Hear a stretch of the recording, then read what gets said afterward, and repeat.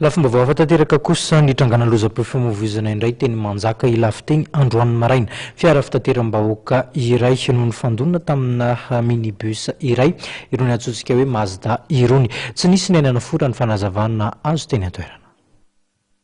Teo eo amin'ny 8 ora maraina no nitrangy ity lozam-pifamoivoizana niseho teto manjaka ilafy androany maraina ity ka fiara minibus Mazda iray no nidomin'ny fiara fitateram-bahoaka iray izay mampitohy nakady kely ilafy amin'ny mandro seza. Nivoaka tampoka avy amin'ny fikanandalana avy any ilafy ilay fiara fitateram-bahoaka raha ny fitantarany tompon'ilay fiara Mazda. Avany kady kely tany, avany ambony tany, dia 192 avy any lafy.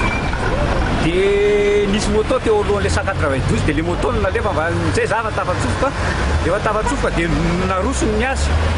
Dia teo amin'ny valany zany nanangana teo amin'ny valany tomobile. Tsy nisy naratra tao anaty? Any tanan'ilay madama no naratra kely fotsiny.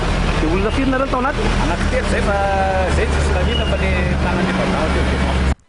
Niezaka anaka ny fanazavana avy amin'ny andaniny, izany hoe ny tompon'ilay fiara fitateram-bahoaka ny mpanao gazety ka fampitahorana indray no nahazo azy. Za raha voakanao sara eo dia fampitaditsika. Na matv anao na iza za tsy dia efa hoe avy anao amin'izao fa aza midikiditra amin'izany. Tsy nisy ny ainana fo moa nandritra ity lozam-pifamoivoizana ity saingy renim-pianakaviana iray no naratra teo amin'ny tanany.